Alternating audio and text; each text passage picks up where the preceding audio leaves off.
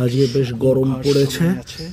আমারও গলার অবস্থা একদমই ভালো না, জানি না কতটা কি শুনতে পাবে।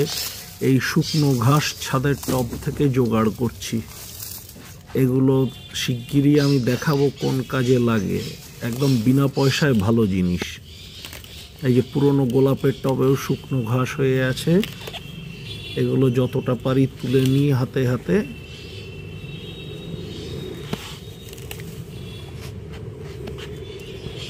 হ্যাঁ বেশ অনেকখানি হয়েছে। এবার চলো নিচে গিয়ে দেখাচ্ছি। এই ঘাসগুলোকে এবার আমি কুচি কুচি করে কাটবো। এগুলো রোদে শুকনো, কাজেই জীবাণু টিবাণু খুব একটা নেই। এই ছোট ছোট করে কুচি করে কাটবো, 1 আঙুল সাইজের, মানে আমাদের ধরো ডান হাতের তর্জনী সাইজের করে কাটবো।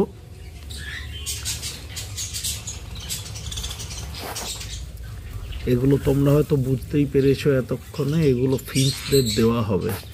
অনেকে ফিঞ্চদের দেওয়ার জন্য ঝেঁটা ঝাড়ু ইত্যাদি ইউজ করে থাকেন, আমিও করি মাঝে মাঝে, কিন্তু যখন বিনা পয়সায় এভাবে ঘাস পাতা পেয়েই যাচ্ছি তখন আর পয়সা খরচ করে ঝাড়ু কেনবার তো কোনো মানে নেই। আমি দেখেছি এতে ওরা হ্যাপিলি নেস্টিং করে।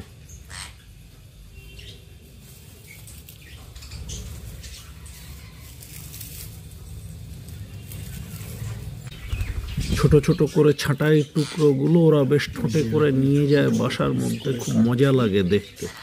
আবার ঘুরিয়ে ফিরিয়ে সাইজ মেপে নেয়। এই যে ফ্রিজদের খাঁচার দরজা খুলে আমি খাঁচার মেঝেতে এগুলো ঢিপ করে দিয়ে দিচ্ছি, ওরা ওদের মতো করে তুলে নেবে।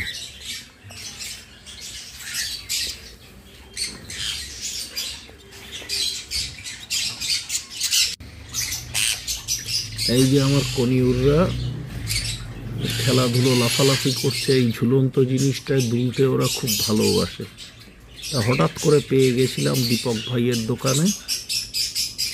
আর বাক্সর মধ্যে আছে মানে এই যে ডিম পাড়বে তা কিন্তু না, ওরা শীতকালে ঠান্ডা পড়লে বাক্সের মধ্যে আশ্রয় নেয়। মূলত সেই কারণেই বক্স দিয়ে রেখেছি।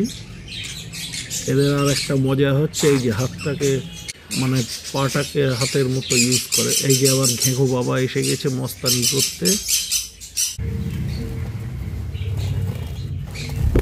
দেখি ফিঞ্চদের কি খবর। ওই যে বেঙ্গলিদের একটা ছানা দেখা যাচ্ছে।